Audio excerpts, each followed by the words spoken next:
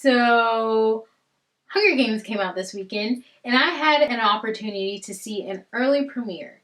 And let me just say, Mockingjay Part 2 is so much better than Mockingjay Part 1. But we all know the movies are never as good as the books.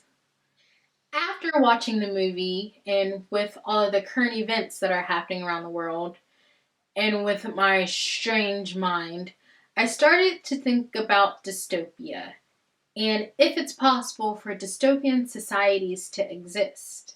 Summed up from different dictionaries, the definition of dystopia is a place or state in which everything is unpleasant or bad, characterized by human misery as squalor, oppression, disease, and overcrowding.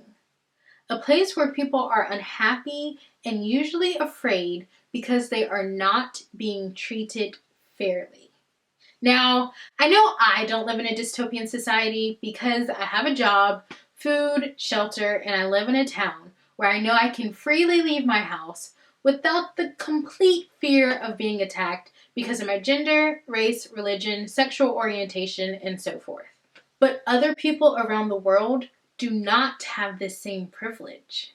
We have watched what has happened in Syria for years, as over 200,000 people have died and over 4 million people have fled, with over half of those fleeing being children. There are innocent people who want absolutely nothing to do with the extremists, the religious fight, or the war, being forced to either flee or possibly die. And those who do not have the opportunity to flee could have the fear that an airstrike can kill them at any given moment. An upward of 20,000 people have been killed in Nigeria by the Islamic uprising and the movement led by Boko Haram. 1,100 schools have been destroyed this year alone. And if you don't remember, in 2014, 276 schoolgirls were kidnapped and only 53 escaped. The rest are still missing.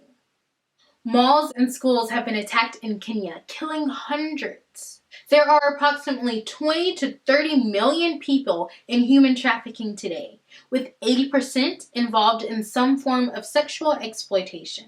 The people of France are on edge, saying that at some points it feels like they are in a war zone. Just yesterday, 170 people were taken hostage in Mali, with 21 being killed in the attack. We have all of this and more happening while still trying to conquer our normal problems such as poverty, homelessness, starvation, and uncured diseases. Now, let's see. A place where everything is unpleasant and people are unhappy and usually afraid. Now, I know the definition of dystopia is an imagined place. But is it not possible for the things we imagine to become real? I have heard quite a few of my elders say, I never imagined we'd have a black president, or I never imagined we'd have gay marriage legalized. I never imagined someone so close to me would commit suicide. The things we don't imagine become just as real as the things we do imagine. We were always playing a game of survival of the fittest. The only difference is now we have guns and bombs and people either living in constant fear or living each day fueled by anger. So if the definition of a dystopian society is an imagined place where people are unhappy and usually afraid because they are not being treated fairly, when do we get to make the decision that what we imagined has become reality?